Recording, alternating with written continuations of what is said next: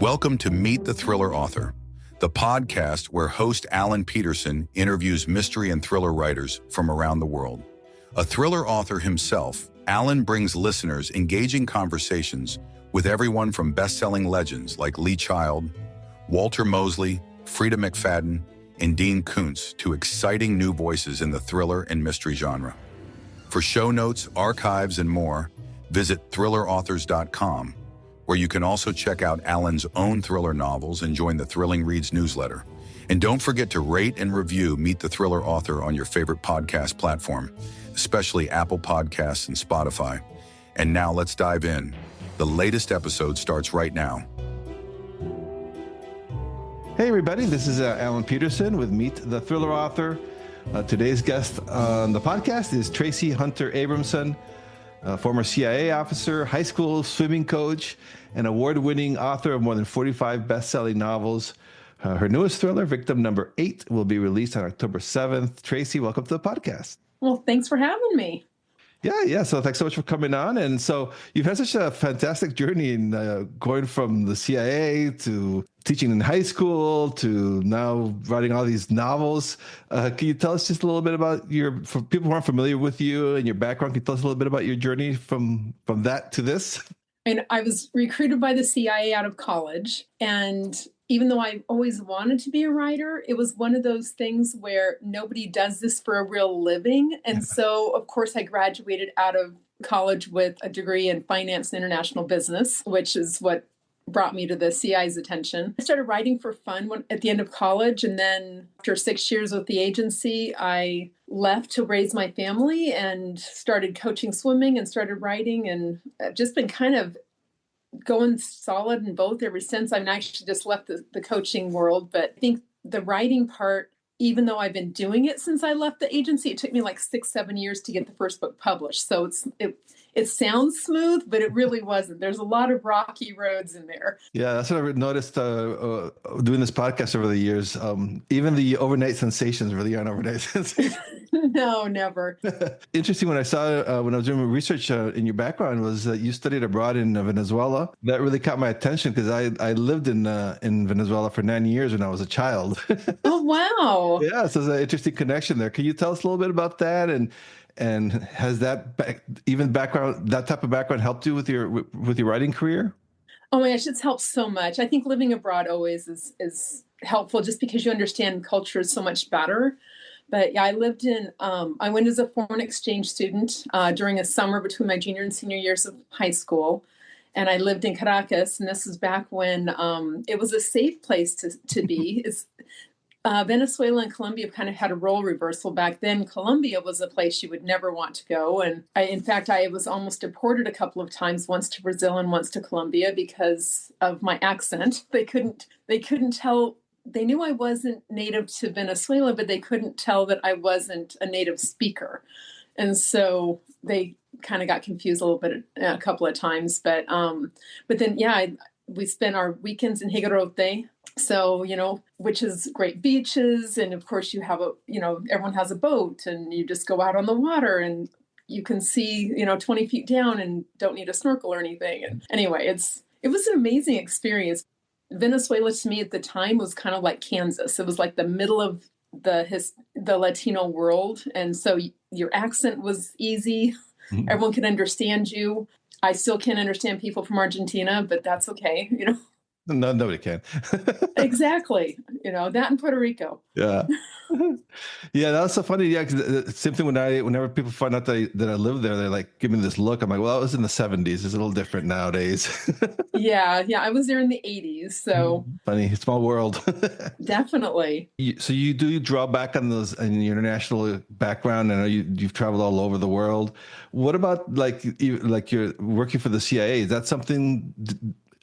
Since you always wanted to be a writer, when you were even there, you were like, oh, I wonder if I could get some good writing ideas in the future from here. I don't think it was present in my mind at that time. I mean, you're just going from one crisis to another, quite honestly. It's working in the agency tends to be a lot of boring, but a lot of high stress at the same time.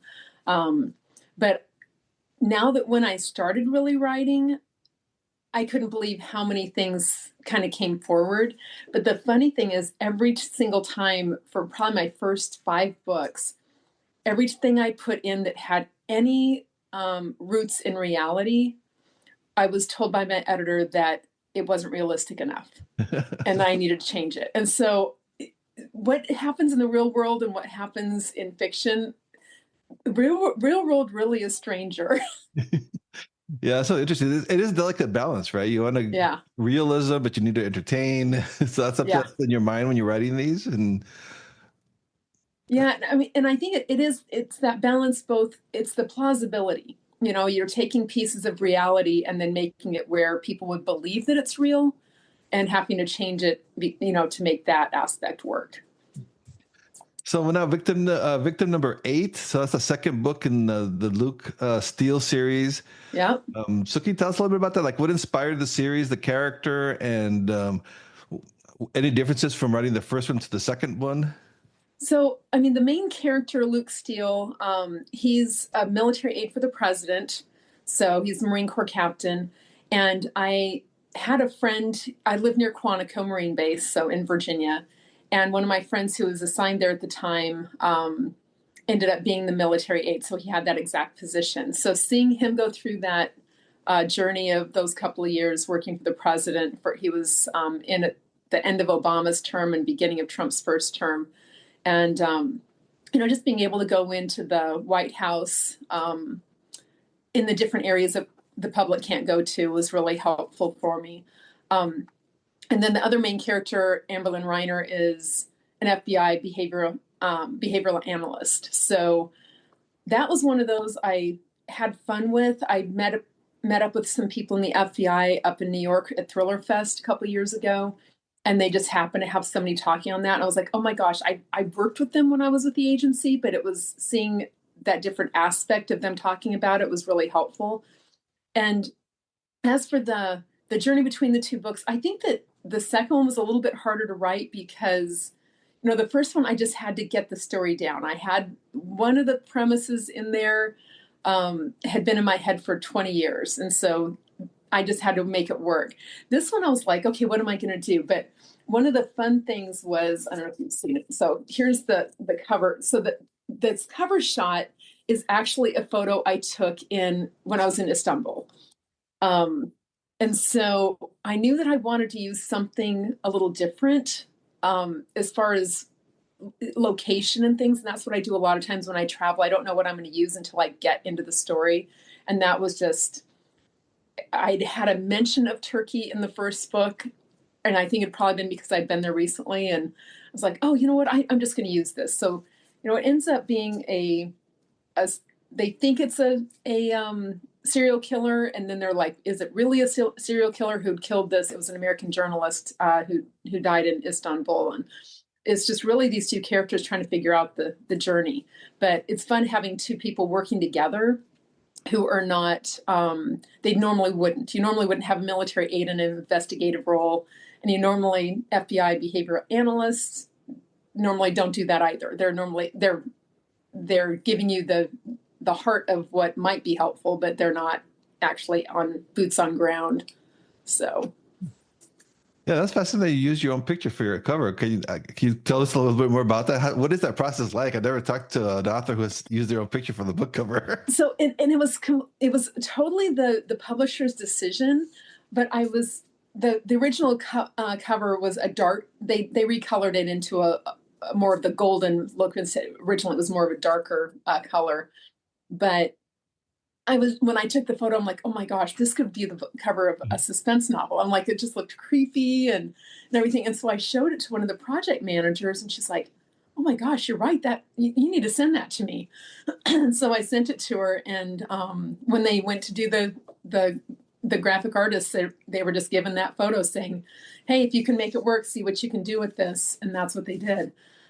So they put the 2 people on the cover. They superimposed those, but the original photo was the one I'd taken when I was it's in the Basilica Cistern in Istanbul. Wow, that's wild. It's exciting to see the cover of your own book for the first time, but I can't imagine that plus being your picture.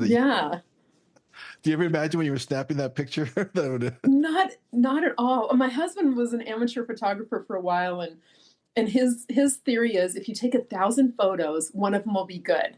And I've kind of followed that rule of like, all right, just take a ton, and then maybe something will be a good one. But yeah, I still can't believe that one just framed so perfectly. So yeah, and that's I was going to ask about that too, because the international plays a big role, obviously, with these type of books. How do you research that? Do you usually use countries that you've visited before, or can you tell us your research process on that? I mean, I've done both. I think the first time I set a book in Paris, I had never been there, and I remember somebody saying like, "Oh, I didn't realize you'd been in Paris," and they're like, "Actually, I haven't." So I've had a few times where I just, you get on Google Earth, you talk to people who've been there, but it's mostly trying to get beyond what the tourist is going to see. Usually when I travel abroad, I try to go in and out of places in a different method, like transportation methods. So for example, my first time into Paris, I took the train, and then I ended up flying out of there. When I went into Tallinn in Estonia, I think I flew into Tallinn, but then I took the ferry into Helsinki. Going into Riga, I took the bus, going in from Vilnius. So it's like I do different things, but I try to travel the way more locals would, so that it's not uncommon for me to be the only American on whatever transportation I'm on. So and then it's just a matter of I try to dress in a way that I would look European, which isn't that hard, quite honestly, because I tend to like my clothes from there anyway. But yeah, it's mostly just you don't know what you're going to use, but being able to breathe the air, smell the scents, and taste the food, all of those kind of things, they really do fall into adding more authenticity into the work. I say in your book too, like Luke Steele struggles with grief and self-doubt in this book. And so it's kind of different from usually when you're reading these type of books. They're usually like superhuman. Is that important for you to show vulnerability when you're writing these protagonists? I mean, I think it's anytime you give that extra depth to a character, I think it's easier for the readers to relate. Because yeah, you're right. A lot of these characters are more of the superhuman type. They might have wounds, but usually the wound has already been established before the book starts. And I kind of wanted to take a different approach. So a lot of the trauma that Luke is dealing with, that even Amberlin's dealing with, some of those occurred in the first book, so that people can actually see those happen instead of just hearing about what those challenges are. So, and honestly, one of the things that I have received from some of the early reviewers is that they appreciate kind of an authentic look at the PTSD kind of scenarios, because it's real life. A lot of people do deal with it, but I try not to go too dark into it, so that you want to have hope at the end of the tunnel. And same thing with the subject matter, because you're dealing with some pretty big threats here, assassinations and nuclear threats. How does that? Do you do a lot of research for that too? Because I mean, I think a lot of it's more of a write what you know kind of thing.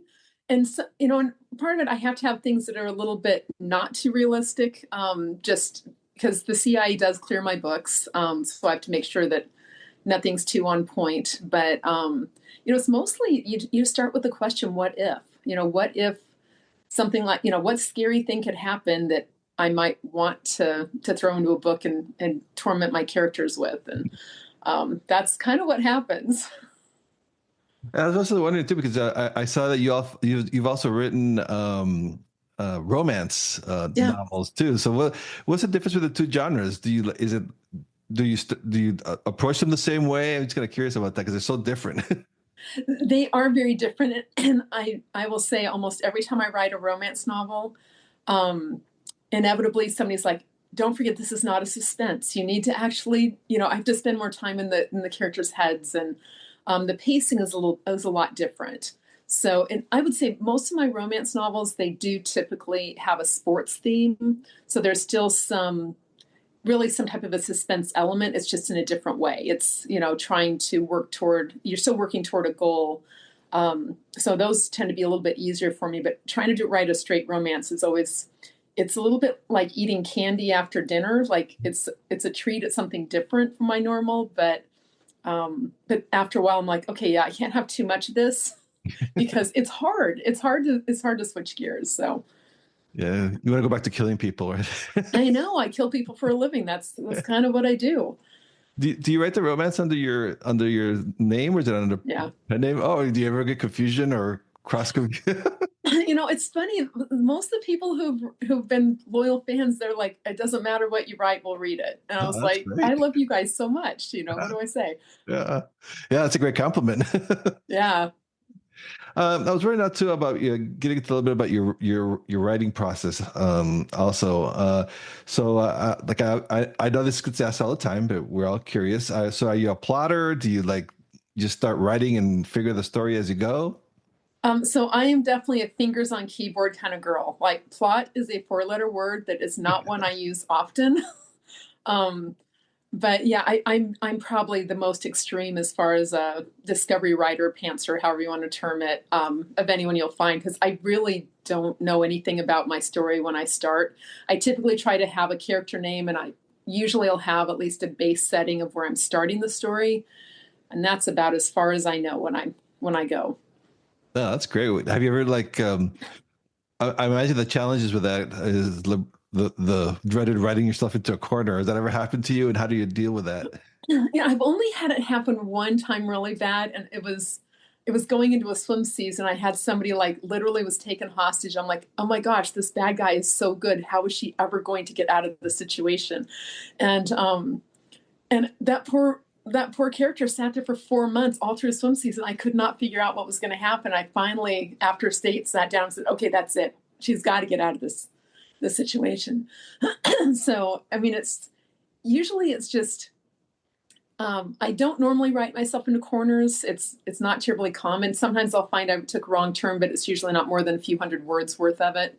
But yeah, I'm fortunate. I think, for writers, it's really important to just follow whatever process works best for you, because for me, it's a natural, it's kind of like watching a movie.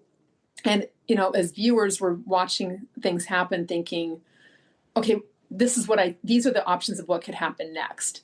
And so as a writer, I'm doing the same thing. I get to a point, I'm like, okay, I've got these 3 options. What should happen? And then if I can find a 4th one that everyone doesn't expect, fantastic.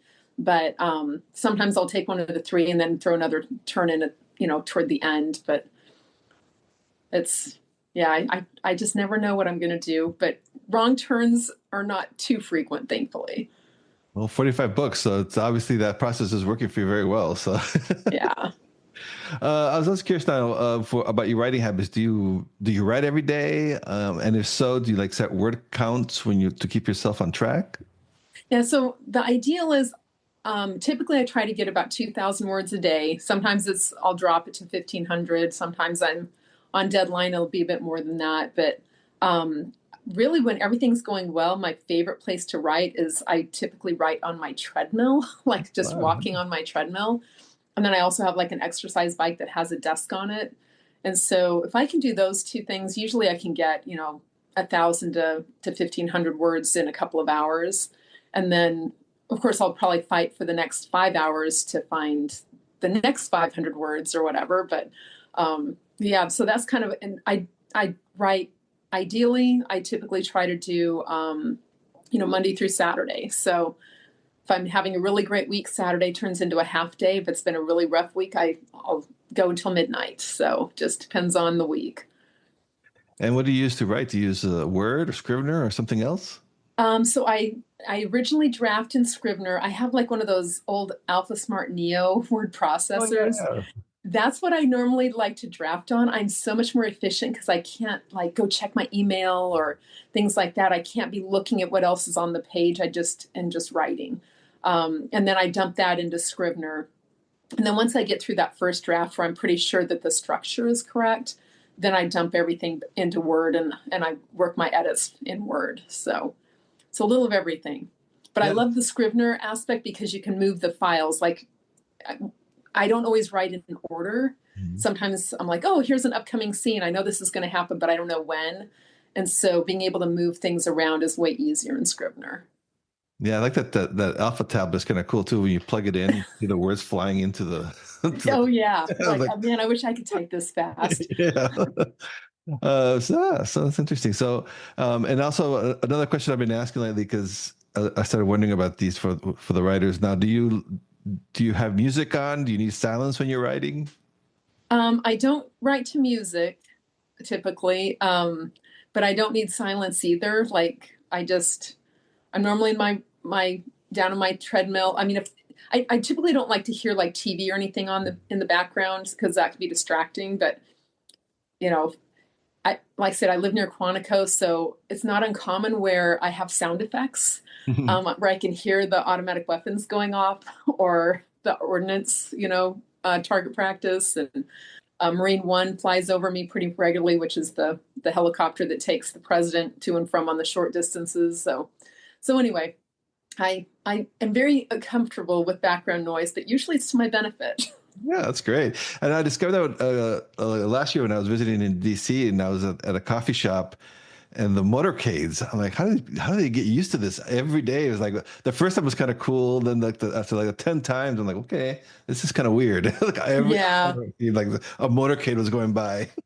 Oh yeah. Yep. It happens. And in fact, first time I took one of my young cousins to the White House, or we were just walking around DC, and we were coming up to where the motorcade would come out, and I could see that the movement of the Secret Service agents.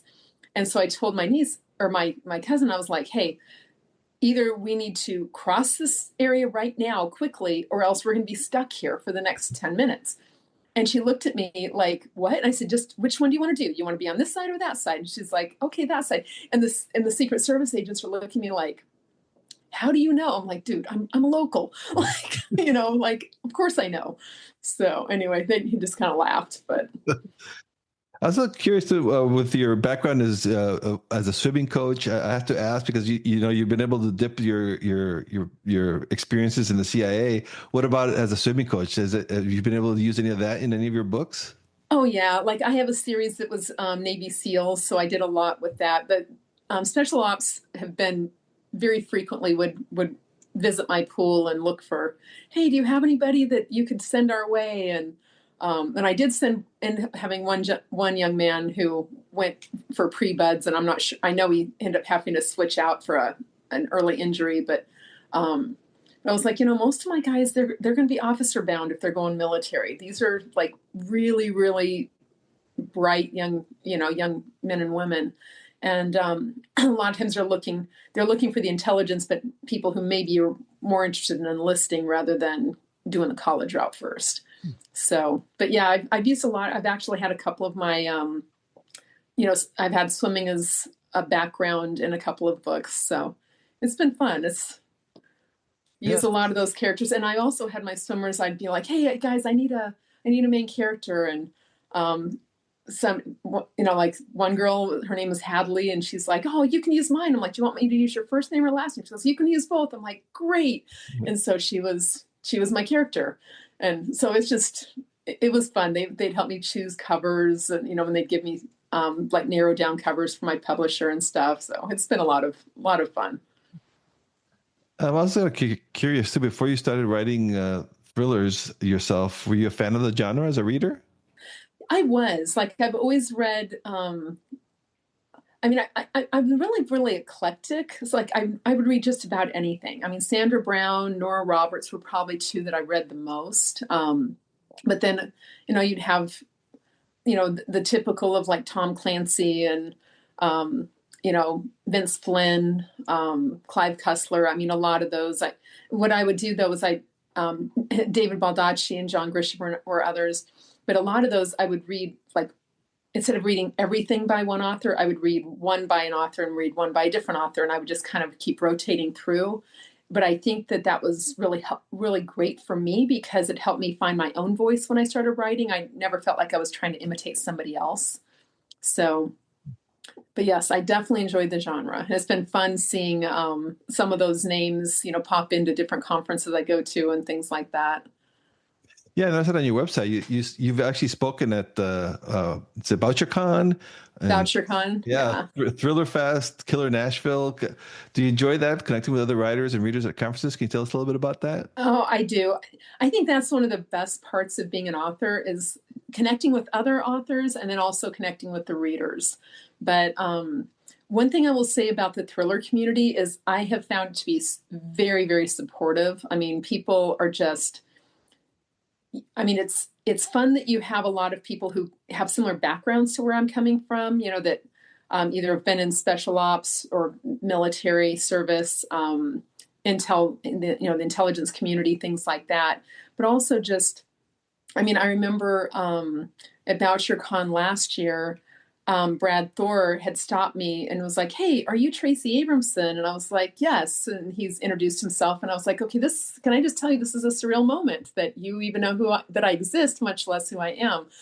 And but Brad's great about cultivating those friendships with people who is like, okay, this is an area he's never worked in, but maybe things that could, people who might be able to help him out in the in the future. But he's also been very willing to lend a hand. I mean, like he was kind enough to blurb victim number 8 and do an endorsement for that. But I find that across the board, everyone is just so kind and so helpful. Yeah, it's gonna be wild when you see a blurb from someone like Brad Thor, or it's gonna be a little surreal, huh? Yeah, well, and Alex Finley was another one who did one, and Alex, he'd been in, I'd gone in and done a master class with him, and he's just a great guy. So but anyway, and then Jack Stewart was one I'd met him before he even got published, so he was another one who did a blurb, and then Luke Beneke I'd met because his name's Luke, and I was like, okay, you have to, we need to have you blurb one of the Luke books. So it's just, these guys they're all just so much fun. So. And do you have plans to for any more Luke Steele novels? What's in the horizon for you? I actually just today got the edit back for the third one, so I'll be working on that. But the plan is I'll go at least 4, and then depending on how it's going, I do have an idea of how I could pivot the series to kind of continue it. And they'll decide if they want me to do that or work on, create a different series. So Are you focusing on that now, or are you also still writing romance? Or right now, I'm mostly just writing the suspense because I have so many that are on the docket. So yeah, I think I have 5. Let's see, 2026. I think I have 4 releases.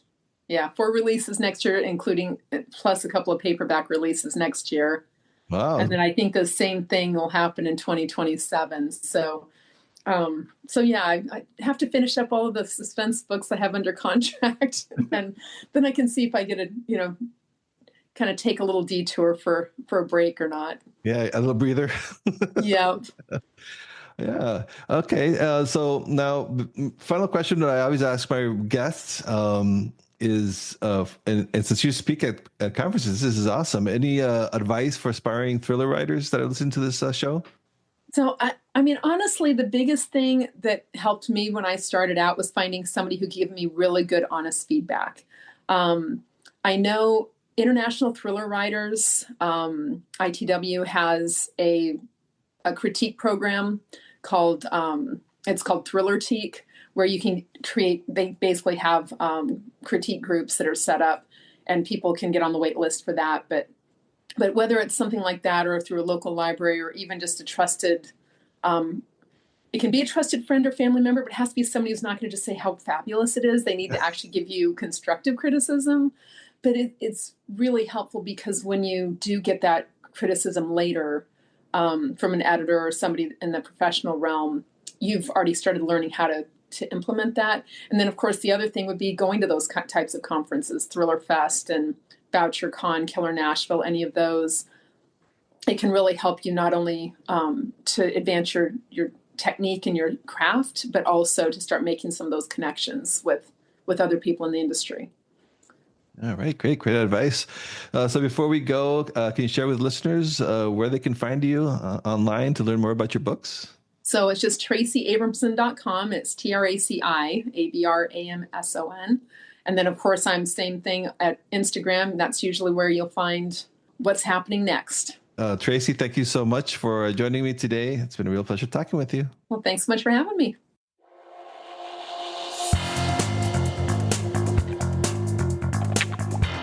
Thanks for listening to Meet the Thriller Author, hosted by Alan Peterson. If you enjoyed this episode, be sure to subscribe and leave a review on your favorite podcast platform. It helps other thriller fans discover the show. You can find all past episodes, show notes, and author interviews at thrillerauthors.com, including conversations with icons like Dean Koontz, Frida McFadden, and Lee Child. And if you're looking for your next gripping read, check out Alan's own psychological thrillers and crime fiction novels at thrillingreads.com/books. Until next time, stay safe, keep reading, and keep the thrills coming.